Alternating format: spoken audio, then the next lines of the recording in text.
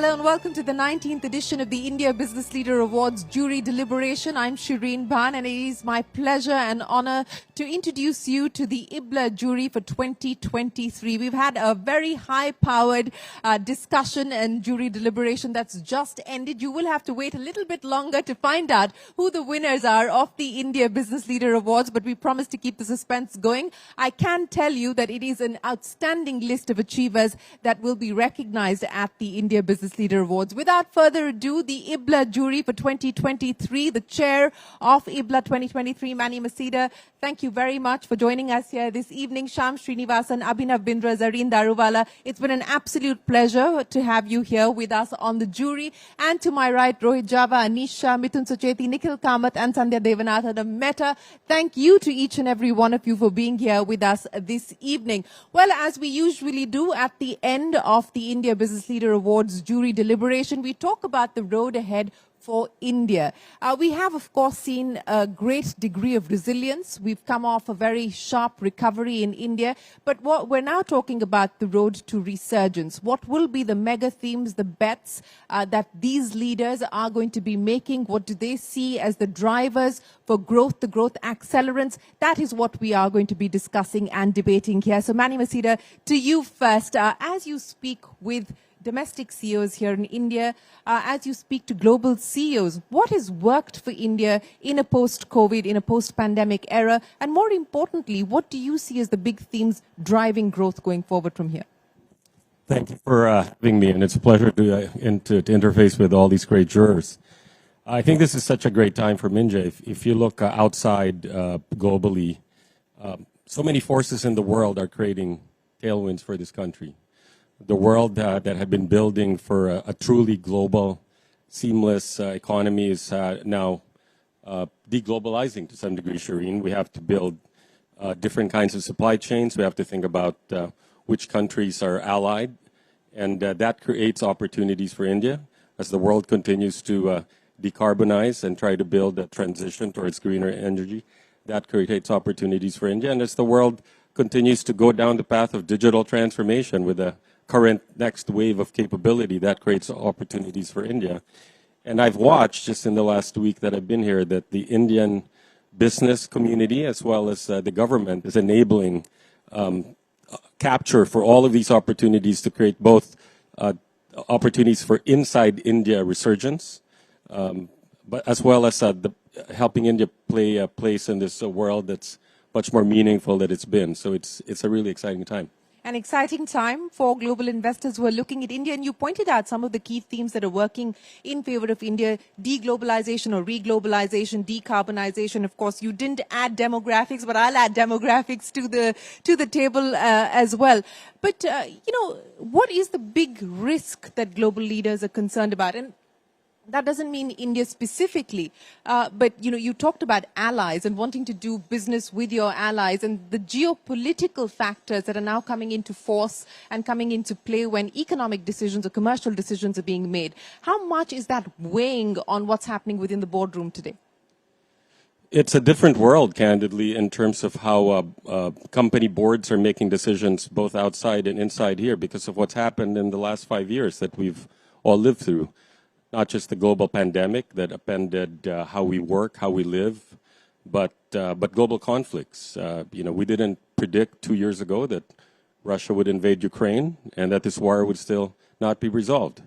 We didn't necessarily predict that the alignment of certain countries, especially the U.S. and China, for many years would come under tension. Not that long ago, we were expecting a path in the Middle East, perhaps to peace, with the KSA and Israel even normalizing relations. And a month later, it's very different. So all of these are potentially, as you said, global risks that change how companies make their decisions. But frankly, many of those might actually play if India handles itself right, both the government and the businesses, to create opportunity. And so it's weird to say that participating in India more as a global company might actually be a risk management strategy. Might be a risk management strategy. That's another way of looking at navigating through the kind of turbulence that the world is faced with today. But Zarin, let's talk about the road ahead. And one of the big factors that people are talking about is what has happened as far as the bond inclusion is concerned. JP Morgan Emerging Bond Index, where Indian bonds now included. The estimate from JP Morgan is that it could potentially unleash another $25 billion. How do you read these factors? How do you read these developments? And what does it mean now for the short and the medium term as well as for the long term? Yeah, I think it's a very positive development. We see more than 1,000 FPIs registering incrementally with this bond inclusion. And this is just an initial estimate. It can even go higher. And 20 to 25 billion is our house estimate. If other indexes include India again, that flow could be even larger. Do you foresee that happening? Do you think Yes. that this is only the start? Yes, it's the start. And we have to see how this plays out on the Forex and interest rates. So we saw 2 times where we saw very large flows in FY15 and FY18. In FY15, we saw FPIs putting more than $20 billion, out of which 10 billion went to GSECs. And that time, interest rates actually dropped by 60 to 100 basis points at that period. In FY18, again, we saw about $10 billion coming for GSECs. But that time, that period, we didn't see the movement because that was a period where interest rates were going up. But it does have a large effect, and whatever flows are going to come, it's expected it will be 10% of government borrowings for that year. So it will really, really have a very positive impact, I would say. So outside of the inclusion into the global bond indices, which you believe is a big transformative change that that we could be seeing, what would you put down as the #1 growth accelerant outside of this? I would say FDI. If we look at China in the high days, it used to get 4% of the GDP as FDI. If we look at India, it's 1.5% or thereabouts. So clearly that can really supplement the domestic capital. And if you look at sovereign wealth funds and the kind of pools of capital that they have, if we get a larger share of that also coming into the country, to my mind, that can really supplement. We have a good momentum. But if you want to increase from 6.5% to say 8%, you need foreign pools of capital, equity capital, supplementing. You know, since we are talking about capital, let me get the other banker on the panel into the conversation as well. Srinivasan, growth accelerants to your mind. How do you build on the momentum that we've managed to sort of gain at this point in time? What are the priorities that you would like to focus on? Thanks. I think to add on to what Zarin said, since you asked the accelerants, it's really the confluence of technology, the expansion of tier 2, tier 3 India, and consumption, right? Even the nominees which we reviewed today, the whole story is an India play. And consumption, I was just reading a statistics, I don't know how true it is. A television is sold every 60 seconds in India, maybe on one of their platforms. If that is what is happening, and large part of it is 4K, a large part of it is coming from tier 2, tier 3 India. Now this is by itself a story. So if the FDI money comes in, supplemented by the domestic consumption and the acceleration that's happening in the economy, banks, I mean, companies like his or mine will just flourish like nobody's business. So we're in a good place. We're in a good place. Let's address the consumption story. And I'm going to get Rohit, Anish and Nikhil to comment on that. Rohit, let me start by talking to you. You know, as far as volume growth is concerned, that has been a challenge for FMCG companies. The rural growth hasn't picked up as much as was anticipated. We're hoping that that will now start to change. How do you look at the consumption story that everyone seems to be betting on? Not just in the near term, but more from a medium to a long-term perspective. If this bet on doubling per capita, etc., has to play itself out? I think, like you rightly said, we have to see it from a bit of wider arc, because we look at the per capita consumption of across all categories that we play in a large swath of categories. We're very, very diversified. Are still, 1/6 of neighboring countries, and so there's a huge amounts of opportunity in growing consumption, and we can see that happening at different tiers of the market. So I think the many forces such as digitization, the access to information, the access to aspiration, drive the consuming class wanting to upgrade, all of that hunger to have a better quality of life, all of that is in scale in India. It is going to be and is the best consumer story of this decade. And we've just started seeing it play out. We've seen, if you look back 5 years, the middle class and above has doubled, and we expect that to double again. And that itself, they consume at a much higher factor of consumption, 1 or 2 times. So, and we will see a huge amounts of breakthrough in consumption. So we cannot really focus on a few quarters of inflation, deflation, because that's really a small sliver in the larger arc of the country's trajectory. So we are very, very, as Hindustan Unilever, very optimistic. We've been here 90 years. So we've seen this, our business and our country grow from strength to strength, and I think the best is yet to come. The best is yet to come, and you do believe that this is going to be the Indian consumption decade?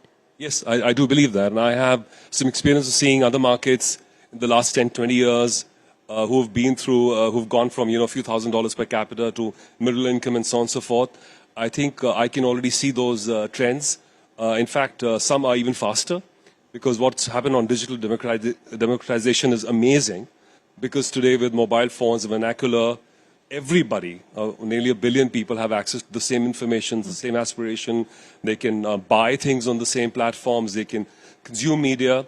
So I think the hard infrastructure is getting better. So I think we might even see a much faster trajectory going forwards because the stage is set. The stage is set, and a lot of these missing pieces have fallen into place. Anish, one of the other trends, just to pick up from what we heard there from Rohit, in terms of the strength of the Indian consumption story, is this move towards premiumization. And we've seen that playing out across different categories. If you were to bet on the trends that you're seeing today, but more importantly, what you believe is going to be unleashed in the future, what are those bets that you would like to make? So we are clearly seeing premiumization, but India is much more than the consumption story. India is taking leadership in the world today. And the key areas we are seeing that is, one, with regard to combating climate change. That's creating a host of opportunities in India. The solar challenge or the renewables challenge that's been put out by the Prime Minister is one that is enabling us to grow our solar business multifold. And you're going to see that across multiple industries that will contribute to renewables. The second is around Make in India. Today, Indian companies are making world-class products and are beating global leaders in India. And the next step for us is to beat global leaders around the world.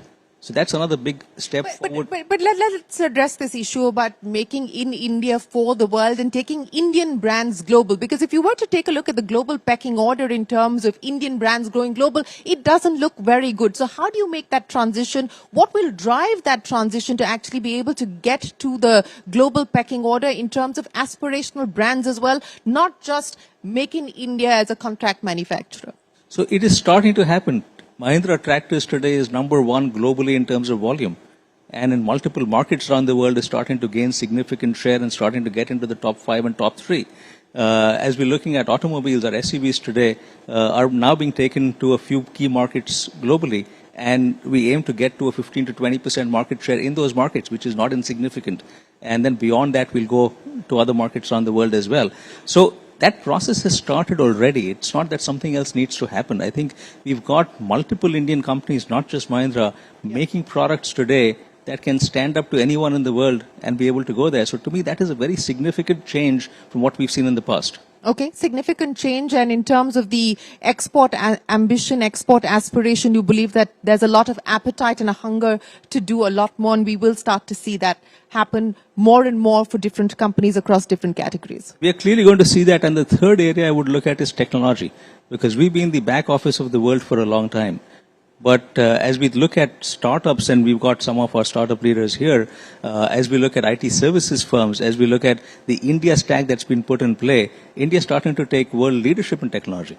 Well, since we are talking about technology and we're talking about startups as well, and we're talking consumption, Nikhil, I want to get your thoughts in on each of those. And let's start by addressing the consumption story, because you have a somewhat of a contrarian view to what we are hearing on the panel. Explain to me why you are not as bullish on the Indian consumption story as we've heard.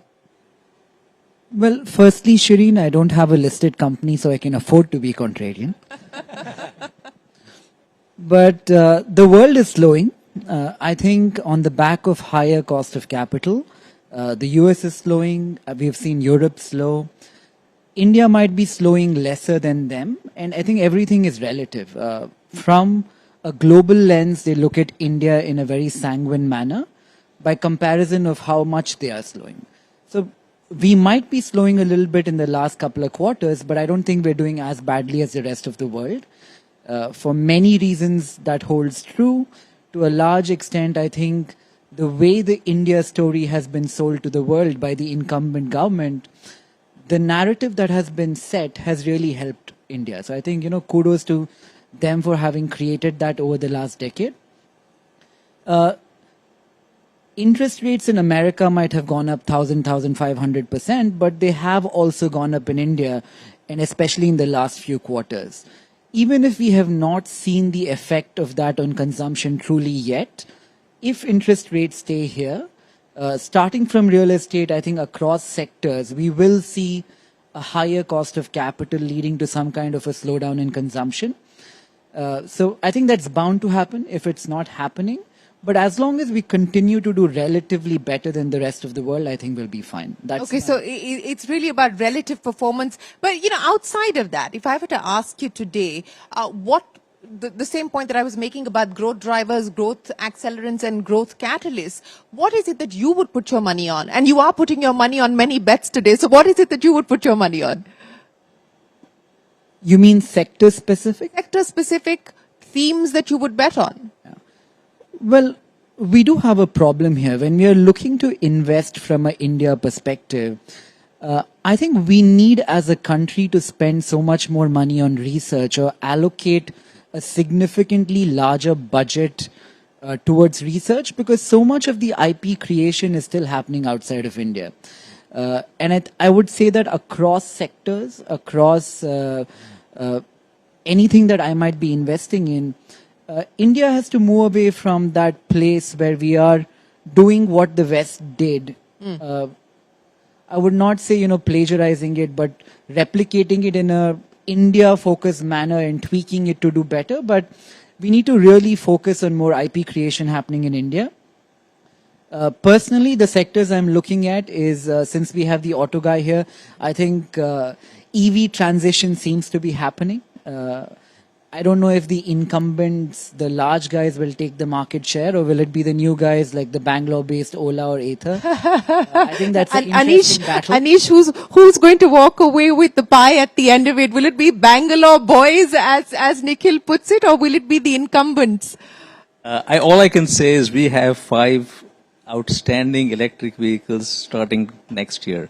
And this is not about India. We're going to take the world with that. You're going to take the world, and you don't believe that you've lost time. So you're not playing catch up. We are not playing catch up. I think it's about the quality of the electric vehicle. And we got a platform that is arguably one of the world's best platforms that we're developing these vehicles on. And electric has a long way to go from here. So we're still very, very early in the game. As I mentioned before, we're probably in the first 5 overs of a test match. First 5 overs of the test match. As far as the EV transition is concerned, we'll address that in a little bit more depth in a second. But technology, Sandhya and Mithun, let me come to you on that, and I'll start with you, Sandhya. I think there's unanimity on the panel that one of the big changes that's happened in India is the democratization of technology. Whether you talk about what's happening on payments with UPI, or you talk about what's happening even on the services front, including being able to access government services, the DBT and so on and so forth. As you see the next wave of growth being unleashed, powered by technology, what is it that you foresee? Thanks, Shireen, and it was great actually being with the jury today and looking at some of what you just talked about, which is just this wave of innovation that's getting unleashed with technology. We saw that in the submissions today and what we deliberated. A couple of things that come to mind, right? One is, I think, this whole digital public infrastructure that's been set up. We saw that with UPI. We're going to see that in other ways with ONDC, with open credit. I think that's a pretty big game changer, not just for India but also for the world, because now we're also exporting that globally. globally as well. So that is a big wave that I foresee in terms of digital governance, not just for India, but the role that India can play globally. The second thing I would say is just this, human capital that we have in the country, right? We have the second largest developer base, going to be soon the largest developer base in the world. Amazing talent. I think there was a Stanford report that got released just over this week that talked about India having, massive AI talent and being on the leading edge of contributions that we're making for AI globally. I think I read some other report, I think it's Bain probably, Manny, that talked about 17% of all global AI talent coming from India today. So there is that wave that we are very, very well poised, to take advantage of. As a company, we've certainly, doubled down on that as well with what we've done on open sourcing Llama 2 and some of the other work that we've done there. Those two are, I think pretty big waves that we're going to see. The other bit that I would say is this is our largest user, one of our largest user markets globally across Facebook, across WhatsApp, across Instagram. What we see is pretty much, what Shyam also talked about, which is, this wave of innovation and, digital transformation that's not just happening in large cities in India, but also in tier 2 and tier 3 cities. So I'm also very excited about the potential that it holds for small businesses across the country as they ride the wave of digital transformation, as they get more access, especially now we're saying 5G connectivity across the entire country. What happens to overall consumption patterns and overall, well-being and living levels for everyone in the country? So I see all of that coming together quite nicely. Well, this bridge between India and Bharat or Bharat and India, that debate continues, Mithun. So let me get you to address that. There's been a significant degree of convergence driven by consumption, driven by technology, driven by some of the other changes and factors that we just spoke of. As you foresee the next 5 or 10 years, if we are talking about this being India's decade, what would you put down as possibly the big needle changers, the game changers? Thanks, Shirin. I mean, if you think of this as that, I think beyond everything is our, our population dividend, and that leads to consumption in a very large manner as well also. So I think, and consumption can't be a urban story. It has to be a all India story itself also. And so I do feel that, for consumption, distribution will change, and distribution will lead, more FDI will lead to more distribution, and more distribution will automatically lead to more consumption as well. So I do feel that the mainstay for us is really going to be how do we actually make use of this population dividend that we've been hearing for a very, very long time. But I think now the time has come that we're going to do that, especially as we go above this $2,000 per capita income mark as well also. That's the assumption that we're making, that we are going to go from 2.5 to almost double off that. And that's what everyone seems to be betting on when we talk about the strength of the India consumption story. I agree. What are the risks to that? I think it just happens, right? Inflation takes care of it, growth takes care of it, all of these things happen. When I started work, it was $1,400. And then it was like, will it ever be $2,500? And now it is $2,500. And then we think, will it be $5,000? So I think these things happen, and we will keep growing. The growth rate shows that as well also. We will have quarters which are up and down, and that's just cyclical. That's just part of it.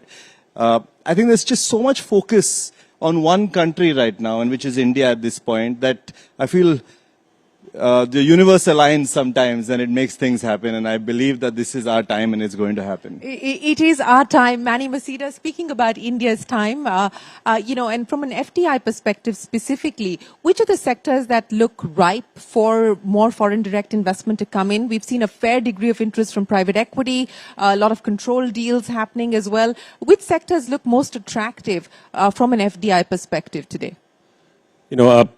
Some of the themes that have come up, as you said, the cost of capital is up. That's sort of a major trend. I actually don't think that's a bad thing, by the way. The fact that that debt actually costs something. We have management teams around the world that forgot that. And the fact that rates in the United States are in the mid single digits. The only question is stability. We've just had such a rapid rise, and India might be higher. And so looking for places to invest while you will use leverage in an appropriate way is important. So where does India fit? And it's other countries too, by the way. There's places that the world is looking at, and you have many advantages. You have places to your west that have a lot of capital, but are sort of talent that need talent. That's opportunities for you. You have places to your east where the world wants to rebalance their supply chains. So if you look at where does it mean for investing in India, it's a plethora of investment opportunities, because if you want to invest in domestic economy with the population dividend, with this growing consumption, there's not that many places. Most of the world's population are shrinking. You should invest here. If you want to invest in industries where India needs to take a place in global supply chains that are getting redeveloped, technology, semiconductors, manufacturing, you should invest here. If you want to invest in a country that will start building, maybe not just great brands, like Anish is saying, but also great B2B capabilities to build out in places like to the west of you that are deploying capital in meaningful way in the Middle East. You can make that play through here as well. So both corporates that are redirecting their investments here, and there's certain places in the world where they're taking their investments down. Even Kiran said that the private equity investors that you're saying are looking for places to deploy capital with reasonable returns, even when debt is higher. It's pretty multifaceted, and by the way, valuations have gone up quite rapidly. So you also have to look at I thought they've started to ease now. The crazy valuations that the world had gotten used to, I thought that they've started to ease now. Well, it did ease throughout. It goes sector by sector. Where is it crazy still?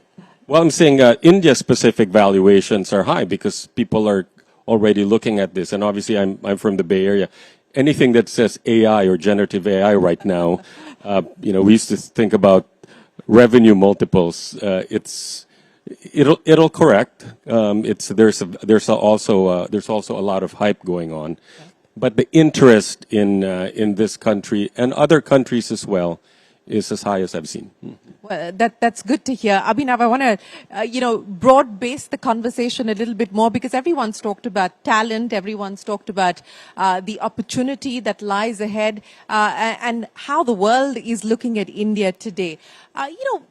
The tagline for the India Business Leader Awards is the pursuit of excellence, and we're hopefully getting out of that culture of jugaad into a culture of creating excellence. And I want to understand from you, as you look at the opportunities that present ourselves in terms of being able to take the story forward, what do you believe both the private sector as well as the government needs to focus on?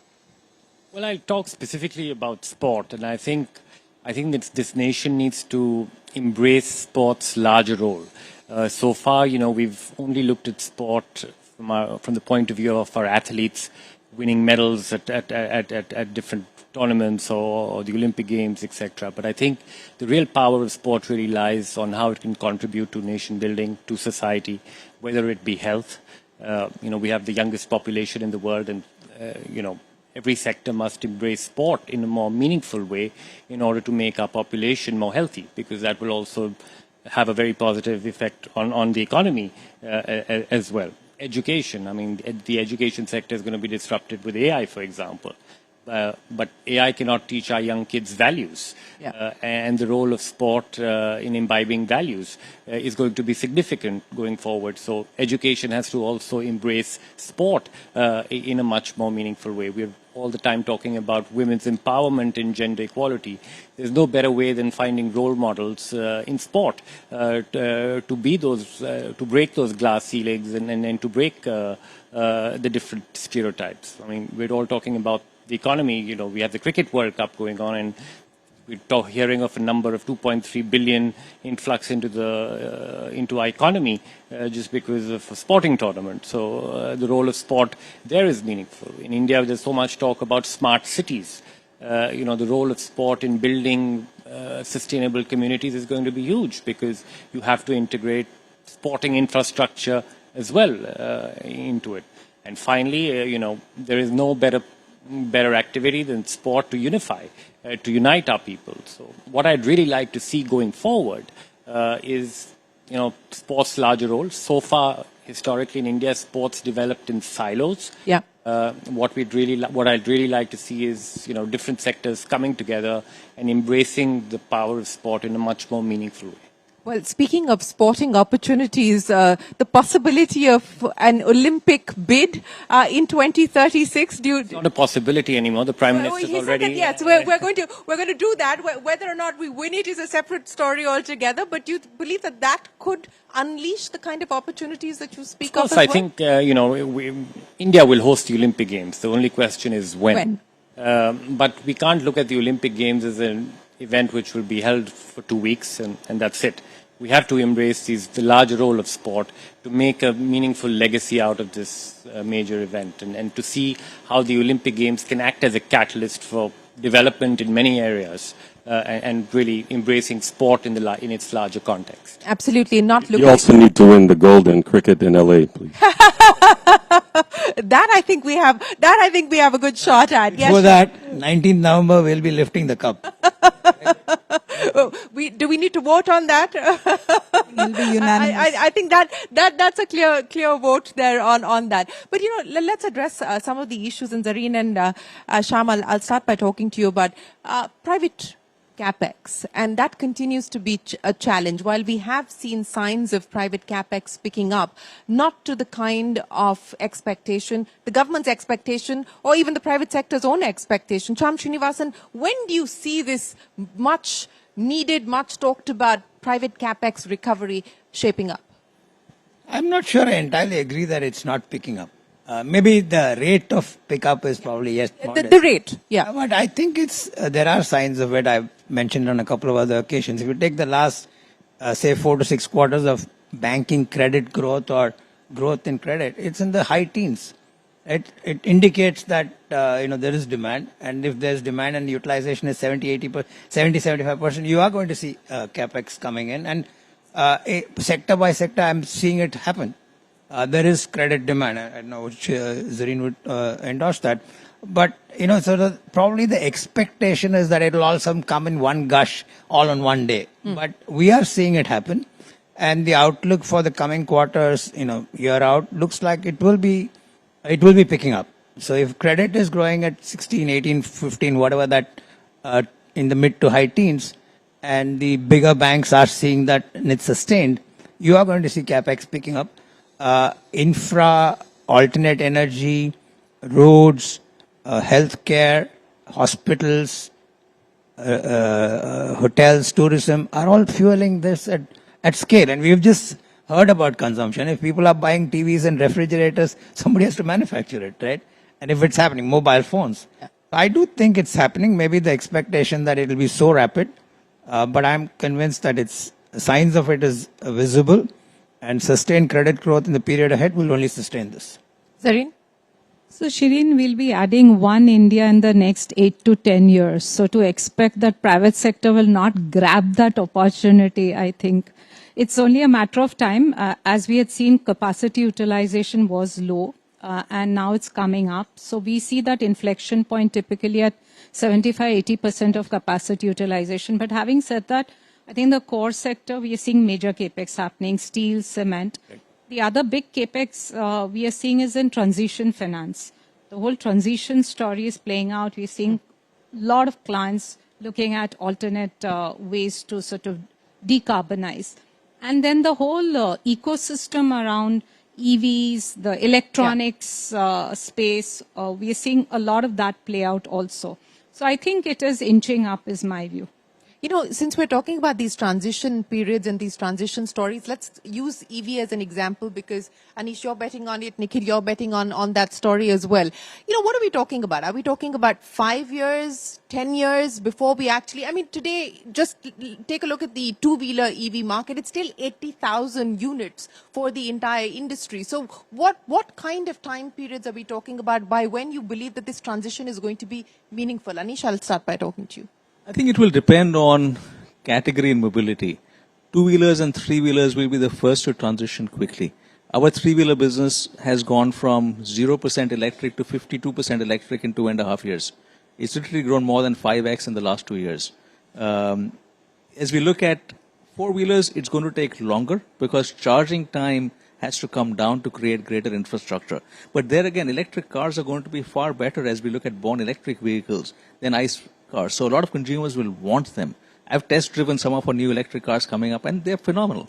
So that consumer demand will drive charging infrastructure to come in. But there we see, I would say about a 30% penetration by 2027, going to about 50% by 30, and then we'll hit an inflection point and go much higher above that. Okay, so another 5 to 10 years out before we start to see a meaningful transition, at least as far as EVs are concerned. Nikhil, what's your bet? I would go with Anish, Shireen. I'm just looking at the EV sector from an academic lens. I think it's important. You're not listed, so you can afford to do that. Look at things from an academic lens. No, I think there are a bunch of questions to answer there. I feel like electricity transmission needs to be really looked at. It has to get a lot more efficient. And one really has to wonder if we are generating electricity by thermal means and then losing a bunch of electricity through transmission and then powering the EVs. It still makes sense to go EV, but I think we have to look at each part of that cycle and figure out how to make it more efficient. You don't want to end up creating a larger problem for yourself while trying to address one. But Mithun, you know, we're talking about disruption, we're talking about innovation. We also talked about research and development, and one of the big perennial problems has been the lack of investment in R&D on the part of the private sector. What do you believe can change that? What do you believe needs to be done in order? I mean, we've started to see the risk appetite go up significantly, which is why today you have thousands and thousands of startups across different sectors. But to be more IP driven, to be more innovative, what do you think needs to change? I think it follows human behavior in many ways. The first set of things that happened were like, you know, we were hungry and we sort of satisfied that.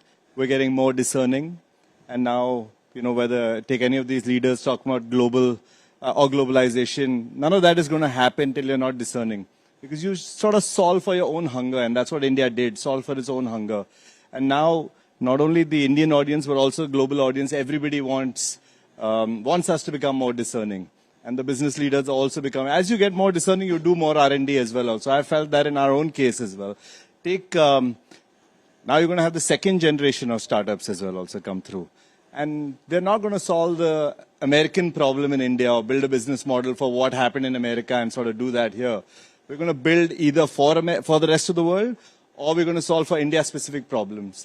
Both of these require a lot of R&D to happen as well also. So I do feel it's what you now challenge and what you go for is what calls for more R&D.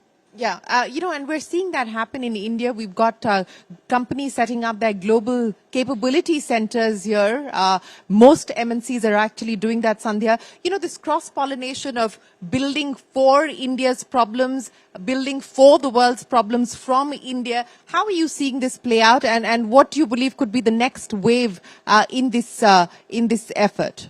Shireen, I'm definitely seeing many companies think with an India first lens. And I've talked about this as well in the past. For us at Meta, we're definitely seeing that. And, you know, what we did with JioMart last year was something that we did first in India, for India, and then we've taken learnings from that and taken that globally to other markets like Brazil, other markets as well. But it was very much done with there is, you know, people coming online, they're, you know, using messaging more and more in the country in tier 2 and tier 3 cities. The first experience of commerce is not likely to be an app. So could we work with JioMart to figure out how we can build for that? So it was very much with the thesis of solving for consumer first. And we've seen that play time and again, especially, to what Mithun just talked about. We're seeing that play out time and again with our company, where even on Reels, we launched in India first. Even as we speak, there's a team that I'm meeting right after this that's come to spend 2 weeks to understand, you know, changing behavior in India, product teams that are sitting here that are building for India. So we're definitely seeing that as a company here. I do think on the AI side, which I talked about as well, I expect a lot of companies to invest. I think Mahindra has in fact thrown a gauntlet in this space as well around what they want to build. You will see more work happen there. That could be the next wave that comes in. Valuations notwithstanding that Manny talked about, a little bit of a gold rush, but you'll see some great solutions come for the country that will be built in the country on the back of all the progress that we're seeing on AI. Okay, so exciting times ahead of us. I am going to end by getting into the debate that's been stirred up by Mr. Murthy, saying that this is India's time and that, this is a generation that needs to work maybe 70 hours. Maybe he didn't mean it literally in that way, but this is the time for hard work. As leaders today, who are looking at work-life balance, we're also dealing with a workforce that believes very strongly and firmly at having a work-life balance. We've gone through a phase of work from home to flexi work to hybrid work. Now companies telling people to come right back to work. How do you look at productivity, as we hope to sort of unleash India's potential over the next decade? Rohit, I'll start by asking you. So I think we are blessed with great talent and a great culture. And we do believe in flexibility, and we believe in trusting our people. And so we have a hybrid model.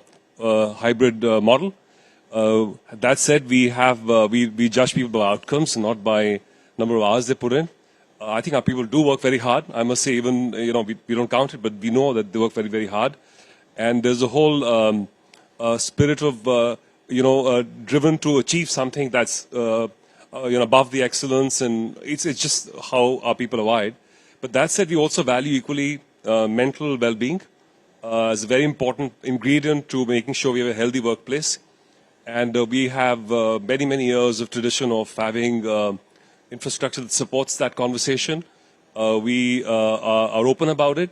We have people who can champion and support people in the workplace. So we do accept that, like any other family, there'd be people going through stages where they need some help. So at the same time, by and large, I think it's really about having an open culture, trusting our people, basically driven intrinsically from their own desire to do well. And I think we're blessed in that sense as a Hindustani Unilever. Anish, how are you looking at this problem? And specifically as an employer and as an employer of young people, how do you address this? I think it's very important for each person to have a balance that works for them. And as a personal example, over the years, I've always tried to keep weekends for family. And that has been so important for me. And today, as I look back, I'm very glad I did that, because I don't have that regret that I didn't spend time with my kids when they were growing up. And now they've grown up and are not in the home anymore. So that balance is very important for each person to keep. It's also for each person to decide how that balance changes over time. And at times, you will work hard. At times, you might want a little more balance from a work-life standpoint. And hard work is essential. So I'm not going to say that, it's okay to sit back and have a great balance and expect your career to go very well. So I think it's a combination of both of those things. From an organization standpoint, it's very important that the organization understands what each person wants at what point in time in their life and is open to providing that flexibility. And that is something that as Mahindra we are doing in multiple ways. We rolled out a maternity policy recently, which is, I would say, among the best in the world in terms of what it offers. It's a 5-year policy that gives women flexibility over that time period. And what we are doing with multiple groups inside is to understand what are their needs and be able to address them in terms of what they need at that point. Let me head to Shyam, Srinivasan and Zarin, and I do want to address the gender parity issue as well. Shyam, Srinivasan, unleashing productivity, work-life balance as a leader, how are you looking at this? I know I'm going to become terribly unpopular, but I don't believe in this line of work-life balance. And I'm not saying it in light. I think it's probably integration. People have to figure it out themselves best. You can't expect the lifestyle of your grandson with the salary of your grandfather. Let's be clear about it. You have to put in the hard yards.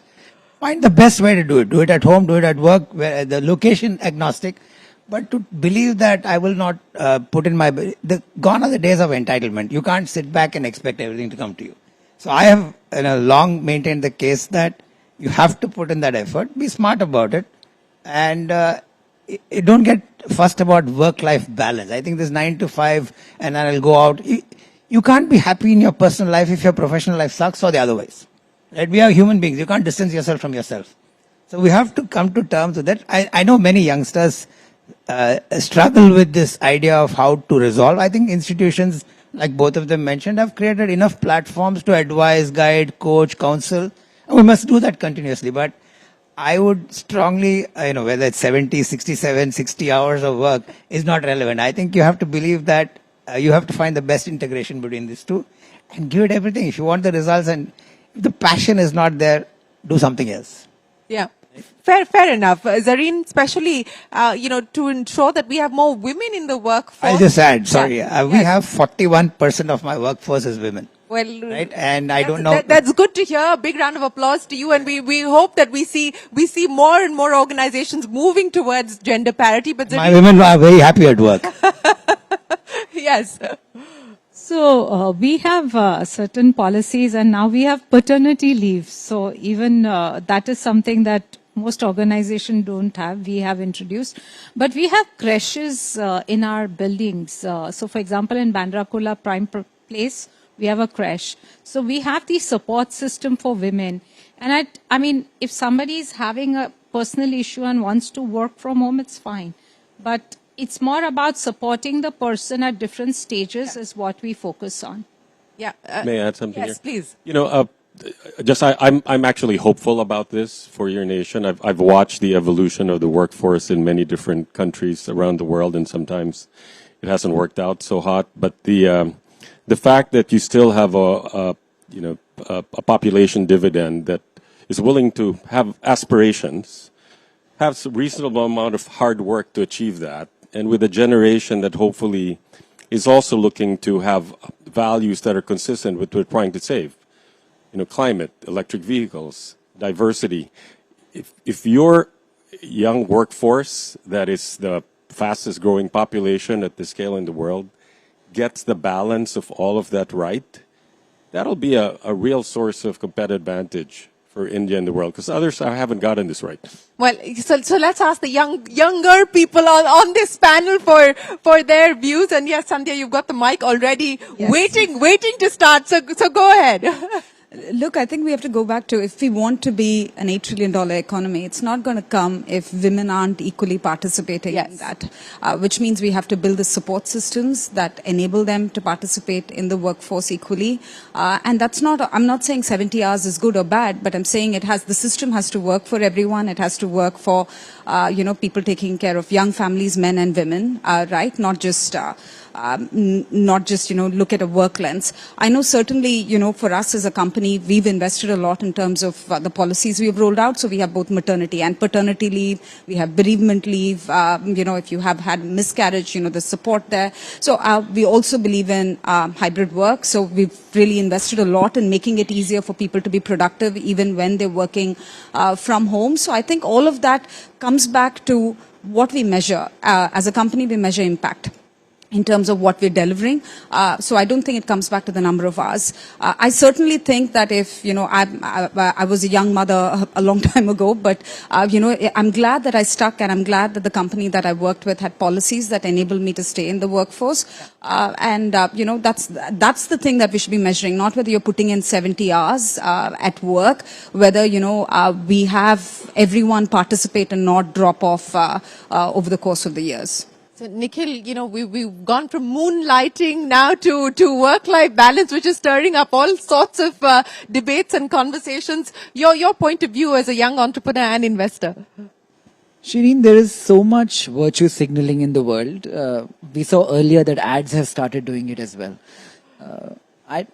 Let me not say what is better or what is worse. I feel like there is so much precedent to 4-day work weeks, to the socialist leaning policies of some Nordic Scandinavian countries, or history for that matter too, to have shown that that form of ecosystem does not work as well as capitalism, not just for a category of people, but for the whole country at large. I think the government has done a great job of recognizing that. Lower tax rate, 25% for corporates, is a great step in the right direction. So if we are all agreed on the fact that capitalism is the way to go, the very thing at the core that we need to cherish or celebrate is competitiveness. And everybody has to compete with everybody. I think net for society at large, that is what is required. So if you want to go out and compete by virtue of the number of hours you work, you should be able to do so, I think. Sure, fair enough. Mithun? Actually, I'm more the integration guy. I think work-life integration is one thing, but I'm going to there's something that I keep reflecting back on, and we have a workforce which, at an average age of 29, we see many people who possibly have a child around this point, or just, this whole system of,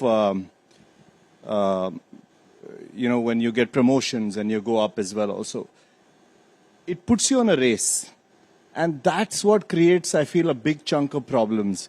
If you really think it was about the job that you do and the role that you want to play at that point, and it allows you to expand at certain points and take a couple of years, step back, and then come back to expand again, I think it won't put you on that race to say, I have to become a vice president. Anyways, what does a vice president in one company mean to another company? But for whatever reason, we don't give flexibility of role, and it's not role-based, right? It's the delivery is based on the title that you get as well also. Yeah. And it doesn't allow people to ever step off that. And I think that is one fundamental problem that people need to think about and sort of solve as well. That's a deep conversation to be had, which requires a fair amount of introspection, but that's a very valid point that you make. Abhinav, seriously, looking at it from your lens, with the kind of dedication, passion, purpose that you were driven by, I mean, how do you view this issue going forward? I'll give you my own example. I achieved many goals in my life. I won a gold medal at the Olympics. I won a world championships, blah, blah, blah. But I failed, and I failed miserably in achieving my fullest potential. And looking back, I attribute that failure to a lack of balance I had. For far too long, I dehumanized my pursuit. And I am absolutely of the firm belief that to sustain success, and to sustain success for a long period of time, human well-being has to be at the heart and center of performance. I don't think we could have ended on a more beautiful note than that. There is so much food for thought here that each one of you have shared with us. So thank you so much for giving us lots to think about. I'm going to end by asking each one of you for one word. Manny, I'm going to start by asking you, India in 10 years, what's the one word that comes to your mind that you would associate with that picture?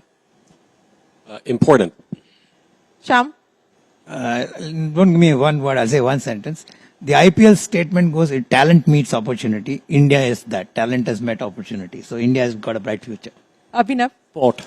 Sport. Zarin? Resilient. Resilient. Rohit? World power. Global leader. Arrived. Important. Thriving superpower. Thriving superpower arrived, built on power, passion, perseverance, and resilience. Ladies and gentlemen, what an absolute pleasure. Thank you very, very much for joining us here for the 19th edition of the India Business Leader Awards. As I promised, we will reveal the winners, but in a little bit from now, from all of us here on this special broadcast, thanks very much for watching.